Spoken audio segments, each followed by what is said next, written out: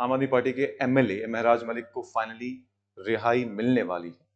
High court ने आज के डेट में महराज मलिक की डिटेंशन को क्वाश कर दिया है।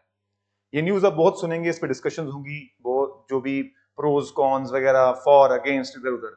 मेरा पर्पस वो बताने का नहीं है, मेरा पर्पस है यहाँ पर हमारे सिलेबस के हिसाब से क्या याद रखने की चीज है। इनको रिलीज किया गया because of a writ of habeas corpus. आपने शायद पॉलिटी पढ़ते दौरान जरूर पढ़ी होगी ये रिट, हेबियस कॉर्पस। ये दरअसल हमारे आर्टिकल 32 के अंडर इशू की जाती है, भारतीय संविधान के आर्टिकल 32, जो कि फंडामेंटल राइट्स का पार्ट है। आप जानते हैं फंडामेंटल राइट्स का पार्ट 3 आर्टिकल 12 से लेकर आर्टिकल 35 तक चलता है। फंडामेंटल राइट्स आर्टिकल 14 से लेकर आर्टिकल 32 तक होते हैं। और ये जो 32 आर्टिकल है, इसमें बहुत सारी रिट्स इशू की जा सकती हैं बाय हाई कोर्ट और बाय सुप्रीम कोर्ट।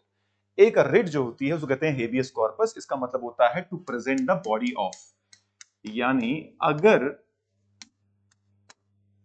किसी ने किसी बंदे को, किसी अथॉरिटी ने या फिर किसी भी शख्स ने किसी भी बंदे को इलीगली डिटेन किया हुआ है, या फिर डिटेंशन पीरियड जितना होना चाहिए था उससे लंबा हो गया है, तो हाई कोर्ट इशू करता है रिट और उस अथॉरिटी से पूछता है आपने किस रूल के अंडर इनको डिटेन किया हुआ है। तो हाई कोर्ट ने आज की डेट में इस रिट को इशू करके बोला कि अब इनकी डिटेंशन नहीं होगी, क्वाश कर दी गई। अब लीगल फॉर्मेलिटीज के तहत इनको रिहा कर दिया जाना चाहिए।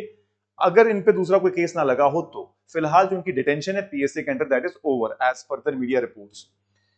अब यहां पर जब भी कोई ऐसी न्यूज आइटम आती है, आपको ऐसी ही चीजें एग्जाम के लिए करंट अफेयर की तरह निकालने पड़ते हैं। हमने देखा अभी यूनिवर्सिटी एग्जाम में जितनी भी सिटीज न्यूज में रही थी, चाहे वो वेनेजुएला थी, चाहे वो यूक्रेन थी, चाहे वो ईरान थी, उसके रिलेटेड सवाल आया।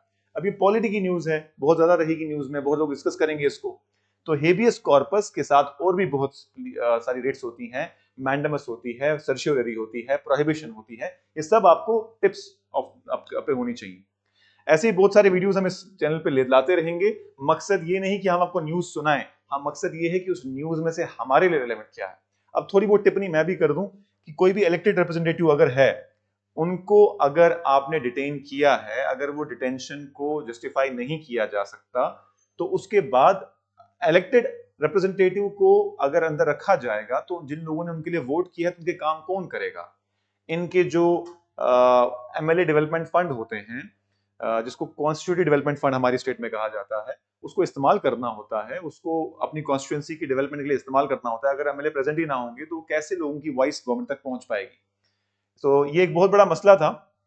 इसीलिए अगर कोई भी इलेक्टेड रिप्रेजेंटेटिव को किसी चीज के लिए कॉन्विक्ट नहीं किया गया, कॉन्विक्ट का मतलब कि उनके ऊपर कोई इल्जाम लगा था, वो प्रूव हो गया कि गलत था, ठीक है, जेल में डाल दो, कोई दिक्कत नहीं है, क्राइम लॉ से ऊपर तो कोई नहीं है। लेकिन अगर केस को ट्राई ही नहीं किया जा रहा, उनके ऊपर कोई कार्रवाई की ही नहीं जा रही, केस ही नहीं लगाया जा रहा, सिर्फ डिटेंशन हो रही है, वो तो मुझे लगता है this is not something encouraging democracy.